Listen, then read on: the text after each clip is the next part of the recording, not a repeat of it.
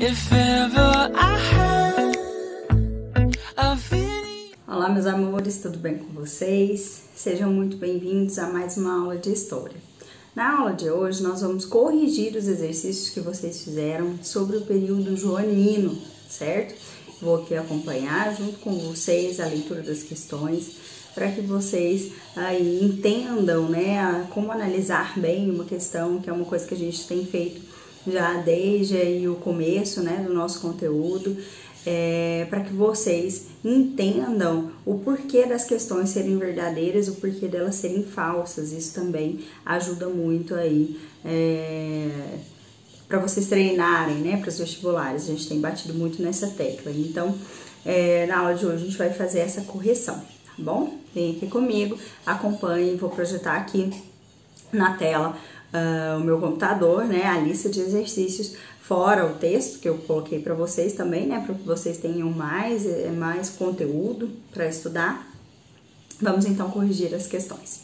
Então aqui as questões, né, eu deixei o texto, não vamos, né, não há necessidade de eu ler o texto junto com vocês, isso aqui é para vocês terem esse material aí para vocês estudarem, tá?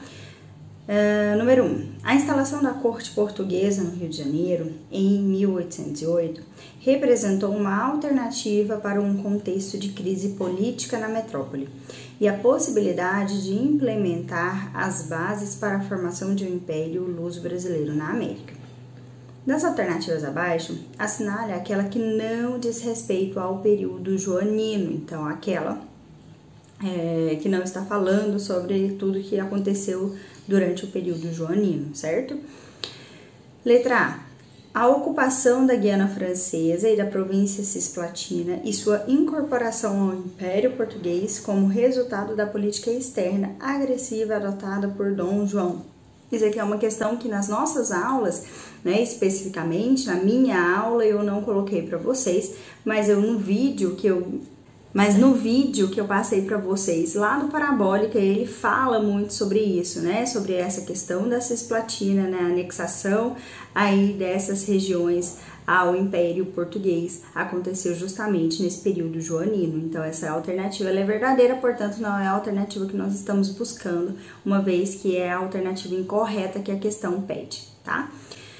Letra B. A abertura dos portos da colônia às nações aliadas de Portugal, como a Inglaterra, dando início a uma fase de livre comércio, verdadeira, né? Então, essa letra B não é a alternativa que a gente procura, uma vez que nesse período acontece a abertura dos portos às nações amigas. C. Ocorreu uma inversão da relação entre metrópole e colônia, já que a sede política do Império passava do centro para a periferia. É justamente isso que acontece, né? A partir do momento que a família real portuguesa vem para o Brasil, acontece esse deslocamento aí dessa sede administrativa do Império, que deixa de ser, então, lá na metrópole, passa a ser aqui na colônia. Então, portanto, essa é verdadeira, não é a que a gente quer.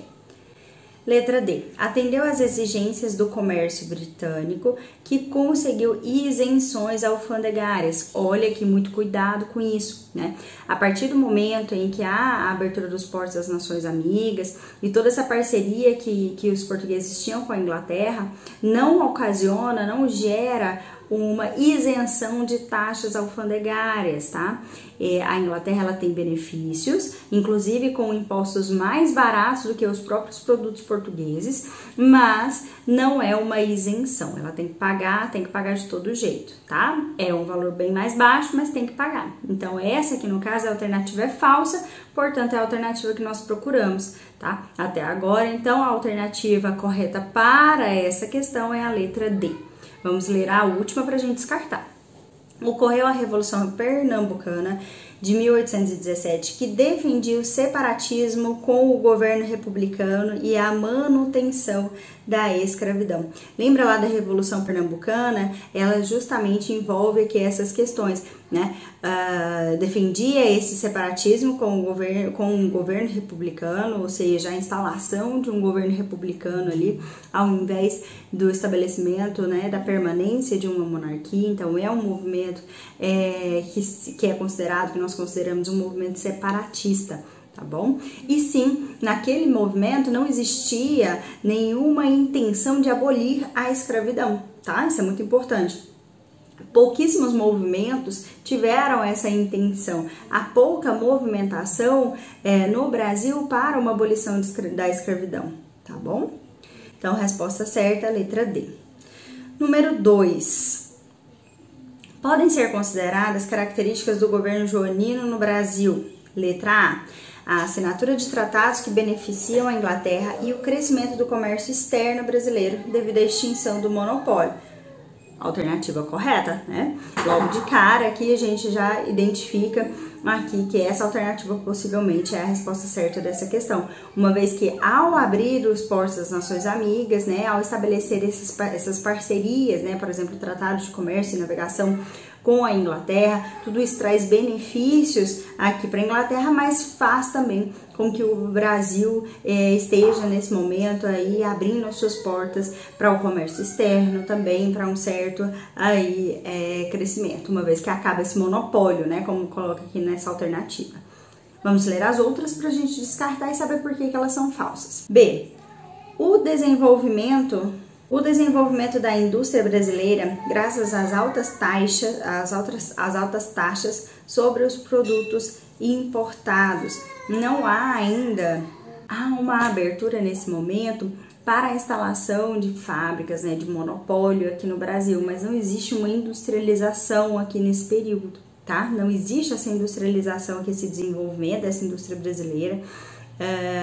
E em relação a essas altas taxas sobre os produtos importados, nesse momento há uma abertura, né, eles extinguem inclusive um decreto para possibilitar inclusive a instalação de algumas manufaturas no Brasil, mas esse desenvolvimento industrial vai ser lá na frente somente em Vargas, tá? C. A redução dos impostos e o controle do déficit em função da austera política econômica praticada pelo governo. Não há redução de impostos, muito pelo contrário, há um aumento de impostos, tá? D. O não envolvimento em questões externas, sobretudo de caráter expansionista. Nós acabamos de responder uma questão anterior, falando sobre essa questão expansionista lá, a Guerra da Cisplatina, né? Então, há um envolvimento nesse período joanino, né, nessas movimentações externas, principalmente no que diz respeito à anexação de territórios, como foi no caso aí da região lá de Cisplatina, tá? Letra E.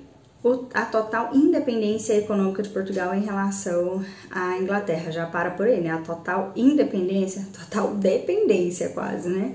Em virtude do seu acelerado desenvolvimento. Então, a resposta certa para essa questão, letra A, ok? Número 3.